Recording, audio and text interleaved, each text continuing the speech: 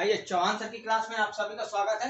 और आज चौहान सर की क्लास में बात होगी प्राचीन भारत के इतिहास में जो आपका प्रागैतिहासिक काल है उसके बारे में आज की क्लास में हम डिस्कस करेंगे। प्रागैतिहासिक काल के बारे में आज की क्लास में हम डिस्कस करेंगे और आज की जो एक क्लास होगी महत्वपूर्ण क्लास होगी, क्योंकि जो भारत का जो प्राचीन भारत का जो इतिहास है वो इस प्रागैतिहासिक काल से ही प्रारंभ होता है। जैसा कि इसमें एक वीडियो अपलोड है और मैंने पिछली क्लास एक क्लास ली थी जिसमें आपको बताया था कि भारत के इतिहास को तीन भागों में, प्राचीन भारत के इतिहास को तीन भागों में डिवाइड किया गया, विभाजित किया गया, बांटा गया है अध्ययन की सुविधा के अनुसार। जैसे प्रागैतिहासिक काल, फिर आद्य ऐतिहासिक काल, फिर ऐतिहासिक काल।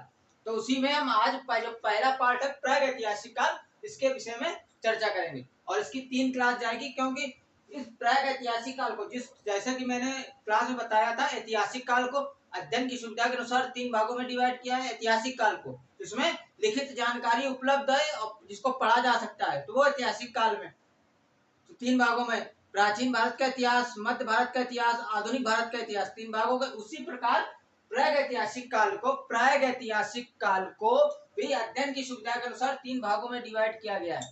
पूरा पाषाण काल, मध्य पाषाण काल और नव पाषाण काल। इस प्रकार प्रागैतिहासिक काल से संबंधित 3 क्लासें होंगी। पहली क्लास पूरा पाषाण काल, दूसरी क्लास मध्य पाषाण काल, तीसरी क्लास नव पाषाण काल। तो 3 क्लास में इसको प्रागैतिहासिक काल को समाप्त किया जाएगा। और जो लोग इस चैनल में नए हो, चैनल को लाइक करें, शेयर करें, सब्सक्राइब करना मत भूलें। आइए बात करेंगे प्रागैतिहासिक काल को। तो पहले तो इसके बारे में थोड़ा सा बेसिक है, इधर देखिए, फिर इसके बाद पूरा पाषाण काल पढ़ेंगे। समझिए प्रागैतिहासिक काल इतिहास को, वैसा कि बताया आपको, इतिहास को 3 भागों में प्रागैतिहासिक, आद्य ऐतिहासिक और ऐतिहासिक। रिपीट कर दे रहा हूँ, ये देखिए प्रागैतिहासिक काल वह काल जिसके बारे में कोई जानकारी, कोई साक्ष्य उपलब्ध है, लेकिन कोई लिखित साक्ष्य जानकारी उपलब्ध नहीं है, लिखित में कुछ नहीं उपलब्ध है, वो प्रागैतिहासिक काल। आद्य ऐतिहासिक काल जिसके बारे में लिखित जानकारी और साक्ष्य उपलब्ध है लेकिन पढ़ा नहीं जा सका है, वो आद्य ऐतिहासिक काल, सिंधु सभ्यता। और ऐतिहासिक काल जिसके बारे में लिखित जानकारी उपलब्ध है और जिसको पढ़ा भी जा सकता है, जिसको हम लोग पढ़ रहे हैं, इतिहास, प्राचीन भारत का इतिहास, मध्य भारत का इतिहास अध्ययन की सुविधा के अनुसार, आधुनिक भारत का इतिहास, तो उसे ऐतिहासिक काल में रखा गया है। तो उसी में प्रागैतिहासिक काल ये हो गया, इसे प्रागैतिहासिक काल। इस प्रागैतिहासिक काल में पूरा पाषाण काल, मध्य पाषाण काल और नव पाषाण काल आते हैं। पूरा पाषाण काल का सबसे पहले का समय, युग काल। इसका फिर जो देखिए, एक होता है ना आपका सबसे पास्ट, जिसको भूतकाल कहते हैं, सबसे बीता हुआ काल। फिर उसके बीच का समय, उसके बाद नौ पाषाण, नौ मतलब आगे आने वाला समय जो चल रहा है, नौ, तो उसको नौ बोलते हैं, नौ युग, मध्य युग, बीता युग, भूतकाल। तो इसी प्रकार इसको पूरा पाषाण काल, पाषाण युग से पहले, सबसे पहले का। इसका मध्य पाषाण काल, बीच का समय जो था मध्य पाषाण काल। इसका नव पाषाण काल मतलब जो आगे जो पाषाण युग जो काल आया उसको नव पाषाण काल। क्या उसमें कुछ नौ आविष्कार हुए, इसलिए उसका नाम नव पाषाण काल रखा गया। तो नव पाषाण काल, पाषाण मतलब समझिए पत्थर युग, पत्थर के युग, जो पत्थर का युग था। क्यों था?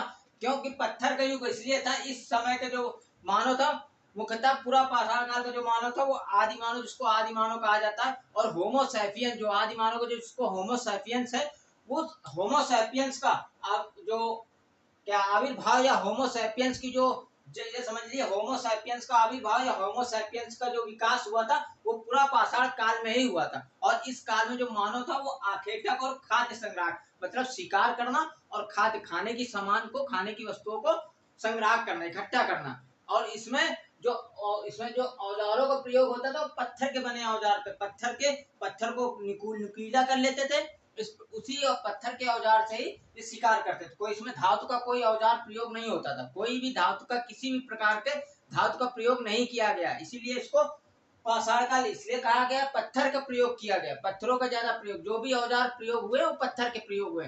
खुरचुनी, बेधनी, कुल्हाड़ी, ये सब जो भी प्रयोग हुए वो पत्थर के थे। पत्थर के नुकीले, पत्थर को नुकीला कर लेते थे, उस प्रकार पत्थर के औजार बनाते थे और उससे ये शिकार करते थे, खाद्य संग्रह भी करते थे। तो ये पूरा पाषाण काल हो गया। अब मध्य पाषाण, नव पाषाण। अब बात करें, देखो पूरा पाषाण काल की खोज रॉबर्ट ब्रूस फुट ने की थी। रॉबर्ट ब्रूस फुट ने की थी, ये आप समझिए, बहुत प्रश्न पूछ लिया जाता है कि पूरा पाषाण काल की खोज किसने की थी, तो रॉबर्ट ब्रूस फुट ने की थी।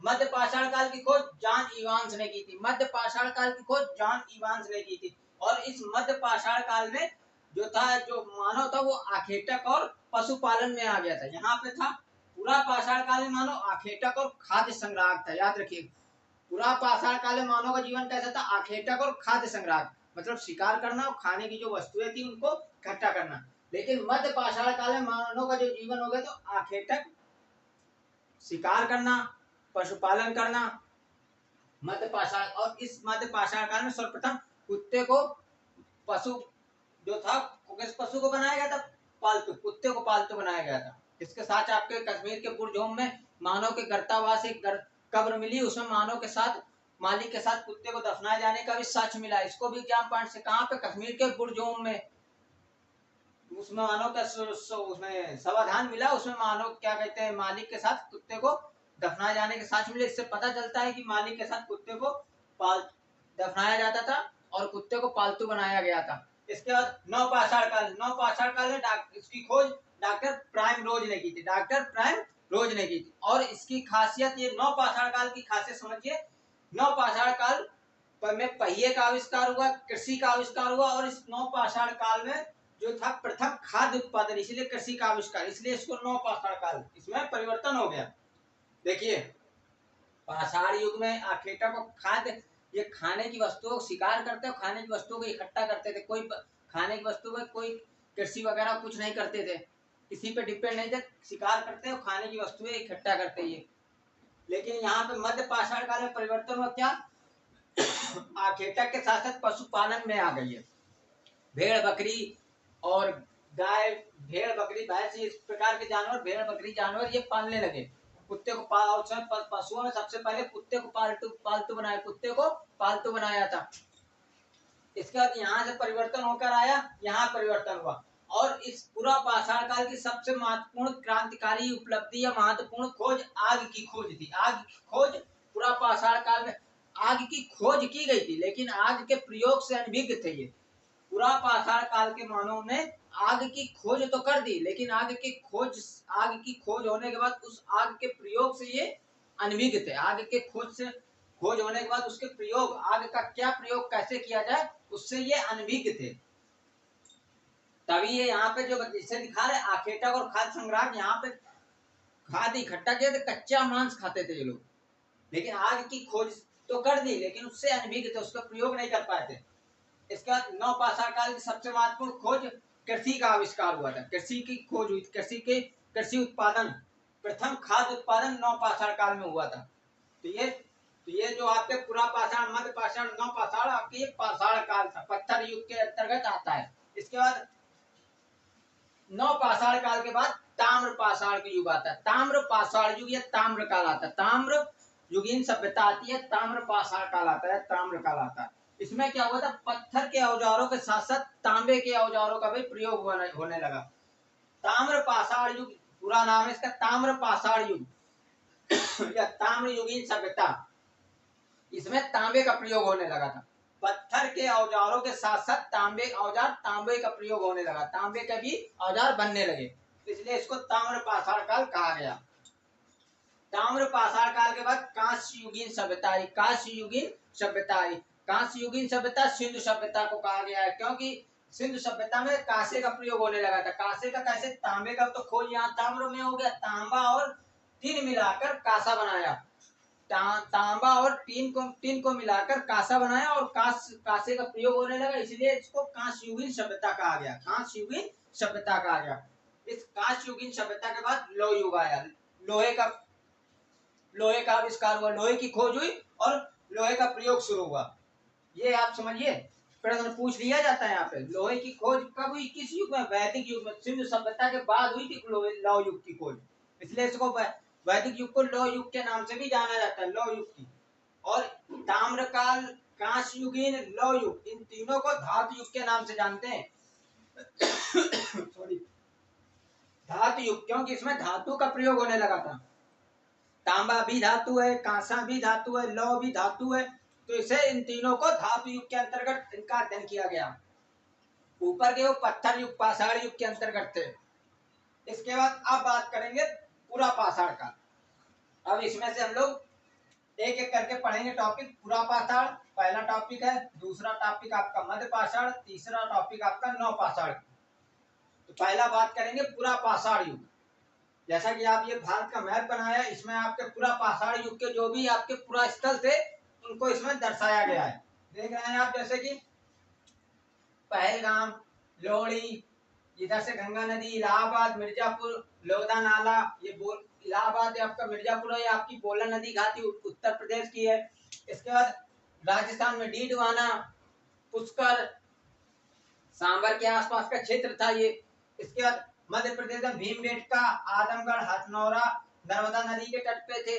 इसके बाद महाराष्ट्र में आपका ताप्ती नदी के तट पर आपका नेवासा, बोरी।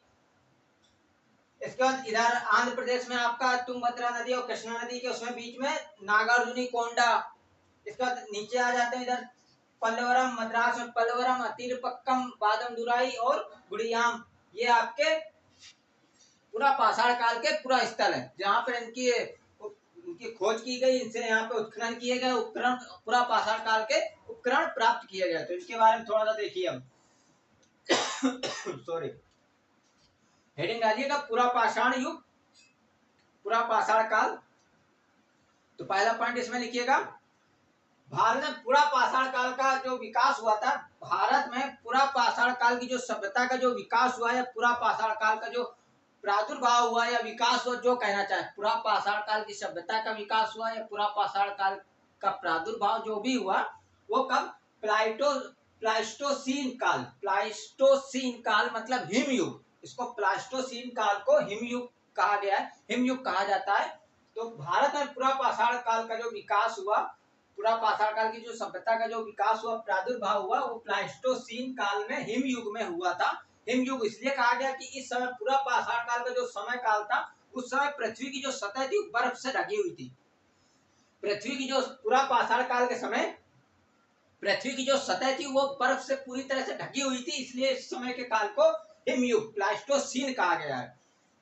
इस समय, इस युग में, हिमयुग में कौन सी सभ्यता है, कौन सा वो विकास, किसका विकास हुआ था? पूरा पाषाण काल, आदि मानव, जिसको होमोसैपियंस, तो होमोसैपियंस आए, इस समय की उच्च।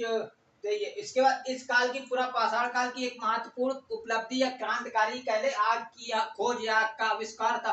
लेकिन उसके प्रयोग से, ये आग के प्रयोग से इस समय के जो मानव थे, पूरा पाषाण काल के जो मानव थे, वो आग के उससे प्रयोग से अनभिज्ञ थे। आग की खोज तो की, लेकिन उसके प्रयोग से अनभिज्ञ थे। इसके बाद अब बात कर ले इसमें जो पूरा पाषाण काल के जो पूरा स्थल है, एक बार फिर देख लो। कश्मीर में पहलगाम, राजस्थान में डीडवाना और सांभर के आसपास का क्षेत्र, उत्तर प्रदेश में इलाहाबाद, बोलन नदी घाट के तट पर स्थित इलाहाबाद, मिर्जापुर और लोधा नाला। इसका मध्य प्रदेश में भीमबेटका, नर्मदा नदी के तट पर स्थित भीमबेटका, आजमगढ़, हथनौरा। ये बात हो रही पूरा पाषाण काल की। इसको महाराष्ट्र में ताप्ती नदी के तट पर नेवासा और बोरी नामक स्थल, और आंध्र प्रदेश में नागार्जुनी कोंडा, मध्य प्रदेश में पल्लवरम, अतिरपक्कम, बादमदुराई, गुड़ियाम। ये आपके पूरा पाषाण कालीन स्थल है। यहाँ पे उत्खनन हुआ है, यहाँ से जो भी साक्ष्य मिले, उपकरण मिले, उनसे पूरा पाषाण काल के बारे में जानकारी प्राप्त होती है। तो आइए अब इनके बारे में बात करते हैं। देखिए, पहला इसमें आपका कश्मीर में क्या कहते हैं, पहलगाम। कश्मीर में पहलगाम, यहाँ से कश्मीर में जो पहलगाम है, यहाँ से हाथ की कुल्हाड़ी, हैंड एक्स। और इसको याद रखिएगा, पूरा पाषाण काल को भी अध्ययन की सुविधा के अनुसार 3 भागों में डिवाइड किया है। निम्न पूरा पाषाण काल, मध्य पूरा पाषाण काल और नव पूरा पाषाण काल। जैसे कि यहाँ 3 भागों में पूरा पाषाण, मध्य पाषाण, नव पाषाण, इसीलिए पूरा पाषाण काल को भी निम्न पूरा पाषाण काल, मध्य पूरा पाषाण काल और उच्च पूरा पाषाण काल, उच्च पूरा पाषाण काल। लेकिन इसमें कोई खास नहीं, इसलिए पूरा पाषाण काल को समझिए। पहलगाम, कश्मीर के पहलगाम में हाथ की कुल्हाड़ी मिली है। कश्मीर के पहलगाम से पूरा पाषाण युग की हाथ की कुल्हाड़ी मिली है। और इस पूरा पाषाण काल को, इस पूरा पाषाण काल में जो भी पत्थर के जो औजार प्रयोग किए जाते थे, वो पत्थर क्वार्टर जाइट नाम के पत्थर का प्रयोग होता था। क्वार्टजाइट नाम के पत्थर का प्रयोग होता था। और इस पूरा पाषाण काल में जो क्वार्टजाइट पत्थर थे वो दो प्रकार से बनते हैं, चॉपर चॉपिंग और हैंड एक्स। जो औजार बनते थे किसके, क्वार्टजाइट पत्थर के जो प्रयोग होते थे, जो औजार बनाए जाते थे वो औजार चॉपर चॉपिंग और हैंड एक्स। चॉपर चॉपिंग मतलब हो गया एक चॉपर के रूप में बनाए जाते थे, ऐसे देखिए कहां पे ऐसे करके। और एक हैंड एक्स मतलब हस्त कुठार, जिसको हाथ की कुल्हाड़ी कहा जाता था। सॉरी।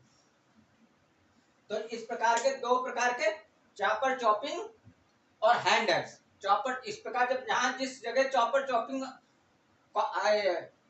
औजार मिले तो उसको चॉपर चॉपिंग फेबुल संस्कृति नाम दिया गया। और इस प्रकार के औजार चॉपर चॉपिंग फेबुल संस्कृति आपकी पाकिस्तान के स्वर्ण नदी घाट के आसपास पाई गई है। स्वर्ण नदी घाट के आसपास इस प्रकार के उपकरण प्राप्त हुए हैं। इसके बाद हैंड एक्स मतलब हस्त कुठार, हाथ की कुल्हाड़ी। इस प्रकार के औजार मद्रास के अतीरपक्कम और बादमदुराई से प्राप्त हुए हैं। इसी में सबसे पहले 1863 ईस्वी में सर्वप्रथम रॉबर्ट ब्रुसफुट ने मद्रास के निकट, कहां पे, मद्रास के निकट अतीरपक्कम, ये सॉरी मद्रास के निकट पल्लवरम में किसमें 1863 में सर्वप्रथम हैंड एक्स खोजा गया था। सर्वप्रथम हैंड एक्स हाथ की कुल्हाड़ी हस्त कुठार का उपकरण की खोज सर्वप्रथम कहां की गई थी, किसने की थी, रॉबर्ट ब्रुसफुट ने मद्रास के पल्लवरम में खोजी थी।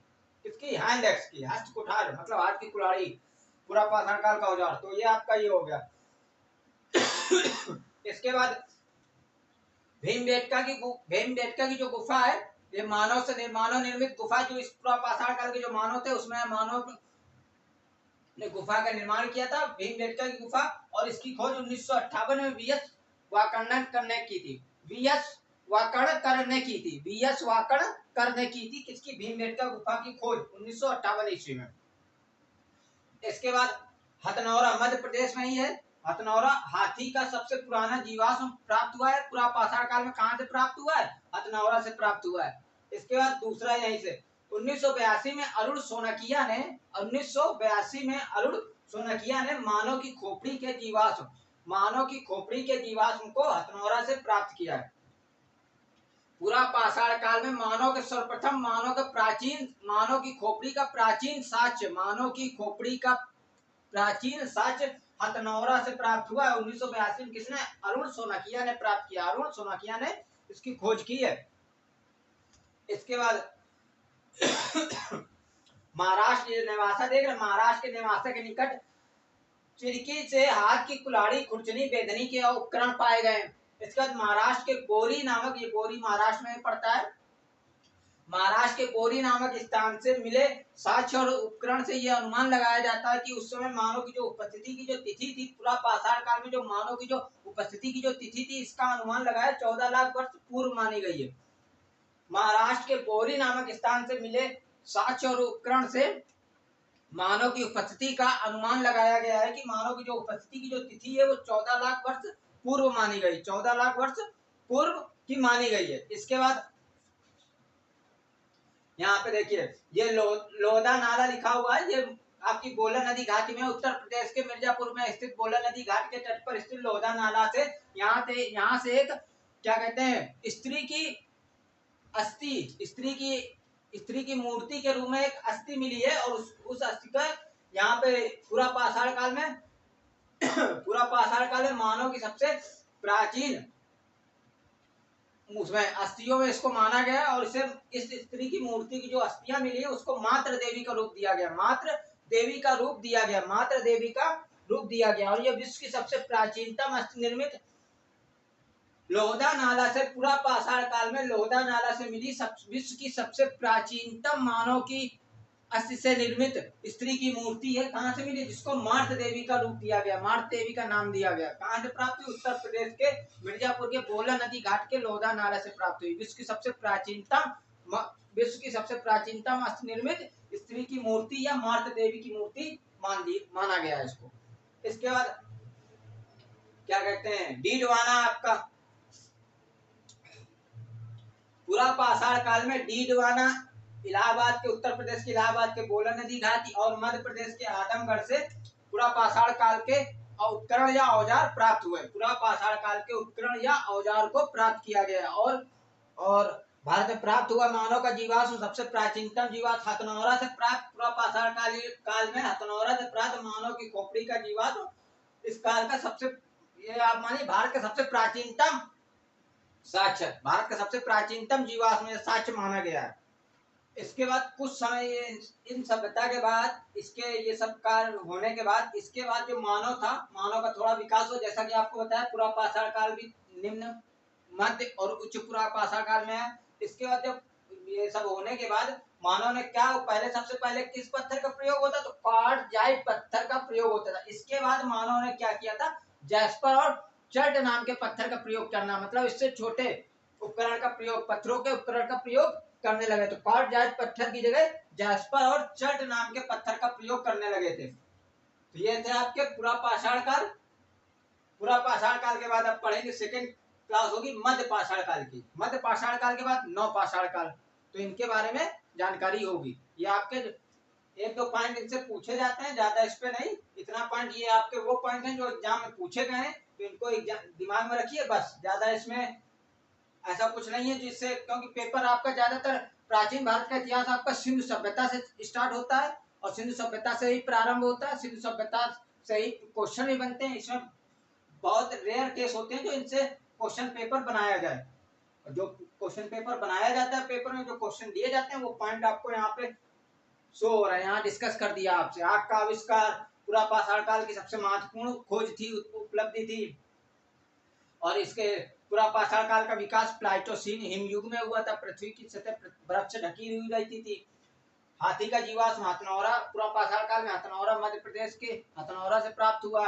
और यहीं पे मानव की खोपड़ी का जीवाश्म प्राप्त हुआ, जो विश्व में सबसे, भारत में सबसे प्राचीनतम जीवाश्म का साक्ष्य माना जाता है, खोपड़ी का साक्ष्य।